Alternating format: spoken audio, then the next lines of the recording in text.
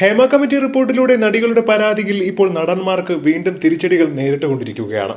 രാവിലെ സിദ്ദിഖിന് ജാമ്യം നിഷേധിച്ചപ്പോൾ ഇപ്പോഴത്തെ നടിയുടെ പീഡന പരാതിയിൽ നടനും കൊല്ലം MLA മുകേഷ് അറസ്റ്റിലായിരിക്കുകയാണ്. ചോദ്യം ചെയ്യലിന് ഹാജരായ മുകേഷിന്റെ അറസ്റ്റാണ് രേഖപ്പെടുത്തിയത്. രാവിലെ 10:15 അഭിഭാഷകനൊപ്പം മുകേഷ് പ്രത്യേക അന്വേഷണ സംഘത്തിന് മുന്നിൽ ഹാജരായത്. കേസിൽ മുകേഷ് നേരത്തെ എറണാകുളം സെഷൻസ് കോടതിയിൽ മുൻകൂർ ജാമ്യമൊക്കെ നേടിയിരുന്നു. വൈദ്യപരിശോധനയ്ക്ക് ശേഷമേ മുകേഷിനെ വിട്ടയക്കൂ എന്ന് നേരത്തെ പറഞ്ഞിട്ടുണ്ടായിരുന്നു. 3.5 മണിക്കൂറോളം ചോദ്യം ചെയ്യലിന് ശേഷമാണ് മുകേഷിന്റെ അറസ്റ്റ് രേഖപ്പെടുത്തിയിരിക്കുന്നത്. പുറത്തിറങ്ങിയ മുകേഷ് മാധ്യമങ്ങളോട് പ്രതികരിച്ചിരുന്നില്ല. മുൻകൂർ ജാമ്യം എടുത്തതുകൊണ്ട് മാത്രമാണ് ഇപ്പോൾ മുകേഷിനെ ആദ്യം അറസ്റ്റ് ചെയ്തതിനു ശേഷം പുറത്തുവിട്ടത്.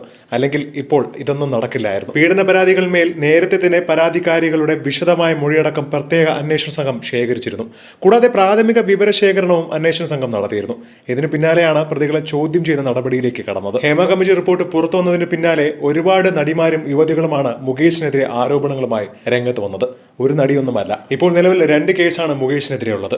മുകേഷിനെതിരെ മാത്രമല്ല, നടൻ ജയസൂര്യക്കെതിരെയും 2 കേസാണുള്ളത്. ജയസൂര്യക്ക് ഇന്ന് ജാമ്യം ലഭിച്ചു എന്നാണ് അറിയാൻ കഴിയുന്ന വിവരം. എയർപോർട്ടിലെത്തിയ ജയസൂര്യ മാധ്യമങ്ങളോട് വലുതായിട്ടൊന്നും സംസാരിച്ചിരുന്നില്ല. എല്ലാം വഴിയെ മനസ്സിലാകുമെന്ന് പറഞ്ഞുകൊണ്ടാണ് ജയസൂര്യ മാധ്യമങ്ങളുടെ മുന്നിൽ നിന്നും പോയത്.